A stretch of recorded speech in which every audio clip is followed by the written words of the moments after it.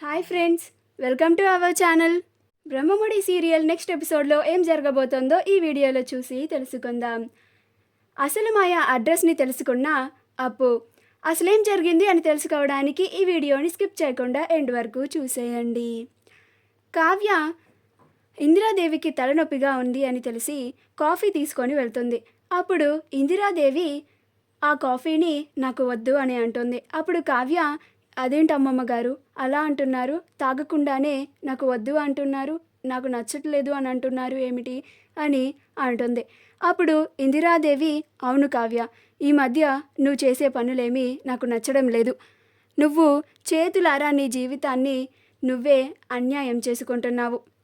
రోజు రోజుకి నాకు నువ్వు ఈ ఇంట్లో నుంచి వెళ్ళిపోతావన్న భయం బాగా ఎక్కువైపోతోంది అని అంటుంది. అప్పుడు కావ్య, ఏంటమ్మమ్మ గారు, మీరు కూడా నన్ను ఇలా అపార్థం చేసుకుంటే ఎలా అని అంటుంది. అప్పుడు ఇందిరాదేవి, ఏంటి ఏమంటున్నావు అని అంటుంది. అప్పుడు కావ్య, అవునమ్మమ్మ గారు, ఎవరైనా చేతులారా తన భర్తకి వేరే అమ్మాయినిచ్చి పెళ్లి చేస్తాను అంటే ఏ భార్య అయినా ఎలా ఒప్పుకుంటుంది అని అంటుంది. అప్పుడు ఇందిరాదేవి, మరి నువ్వు ఆ పేపర్స్ మీద ఎందుకు సంతకాన్ని చేసి ఇచ్చావు అని అంటుంది. అప్పుడు కావ్య, నేను ఎందుకు ఆ పేపర్స్ మీద సంతకం చేశానంటే ఈలోగా నాకు కొంత గడువు దొరుకుతుంది.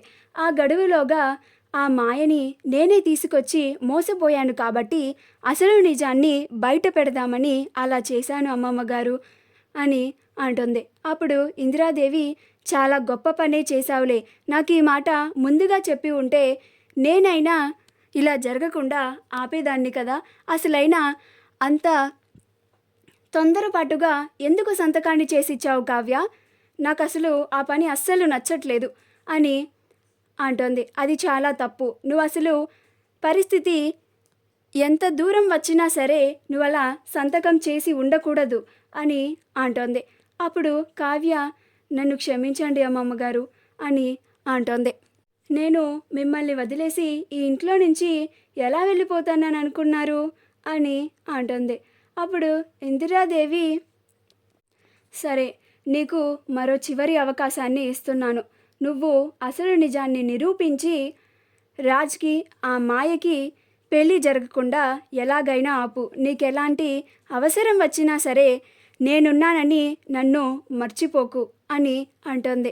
అప్పుడు కావ్య, అది మా అమ్మమ్మ గారంటే, ఇదిగో తాగండి కాఫీ అని అంటుంది.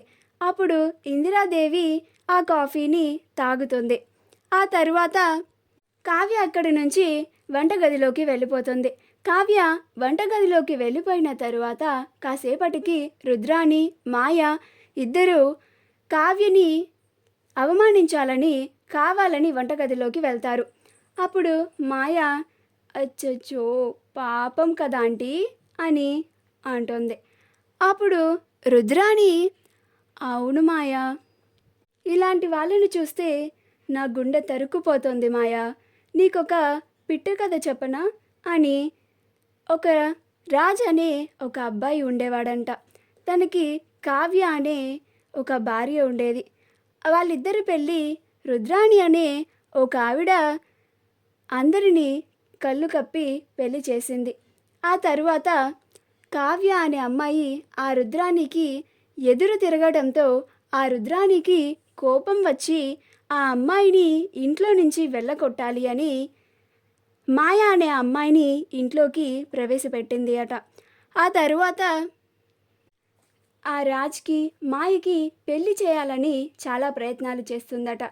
అలా ఆ ప్రయత్నాల్లో తన భార్య కావ్య చేతి సంతకం చేయించి ఆ పథకంలో విజయం సాధించింది అట అని అని ఆ మాయకి చెప్తూ ఉంటుంది. అప్పుడు ఆ మాయ రుద్రాణి చెప్పేది కావ్యల గురించి అని నవ్వుతూ ఉంటుంది.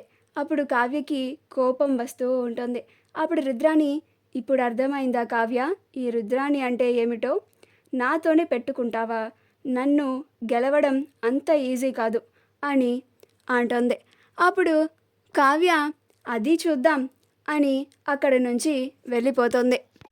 అప్పుడు మాయ, ఏంటంటే అది చూద్దామని అంటుంది, కొంపదీసి మనకి తెలియకుండా ఏదైనా ప్లాన్ వేస్తుందా ఏంటి అని అంటోంది. అప్పుడు రుద్రాణి దాని మొహం దానికంత సీన్ లేదు. ఇక నీకు రాజ్కి పెళ్ళైపోతే ఇంకా ఈ ఇల్లంతా నా అధీనంలోకి వస్తుంది. ఈ ఇంట్లో ఉన్న మనుషులంతా నా చెప్పు చేతల్లో ఉంటారు. నేను ఈ ఇంటికి మహారాణిని అవుతాను అని అంటోంది. ఇక మనకన్నీ మంచి రోజులే అని వాళ్ళిద్దరూ నవ్వుకుంటూ ఉంటారు. కావ్యకి ఈలోగా అప్పు కాల్ చేస్తుంది. అప్పు కాల్ చేసి అక్క నీకు గుడ్ న్యూస్ అని అంటుంది. అప్పుడు కావ్య ఏంటప్పు మాయ అడ్రస్ తెలిసిందా అని అంటోంది.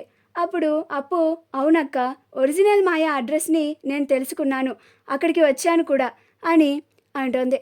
అప్పుడు కావ్య ఆగప్పు నాకు అడ్రస్ని పెట్టు, నేను వెంటనే వస్తున్నాను అని అంటోంది. అప్పుడు అప్పు వద్దక్క పోయినసారి నువ్వు వచ్చి చాలా రాద్ధాంతమయ్యింది, ఇంకసారి అలా జరగకూడదు, నేనే ఆ మాయతో మాట్లాడి నేనే అక్కడికి తీసుకొని వస్తాను అని అంటుంది.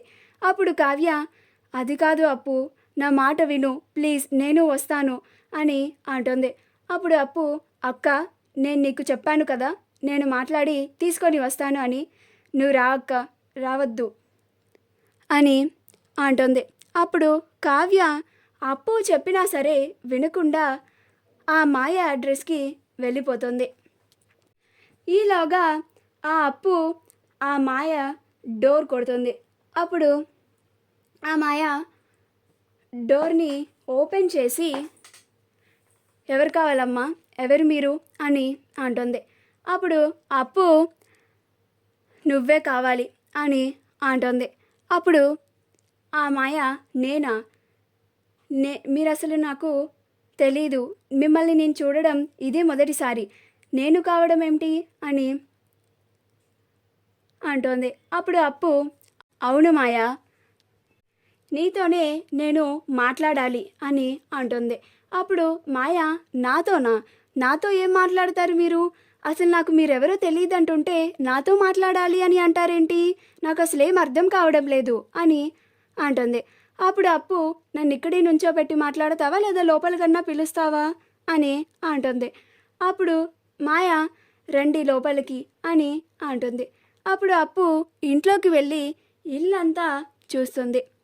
బాగానే సంపాదించావుగా డబ్బులు నొక్కేసి అని అంటుంది. అప్పుడు ఆ మాయ కొంచెం అనుమానపడిపోతూ ఉంటుంది.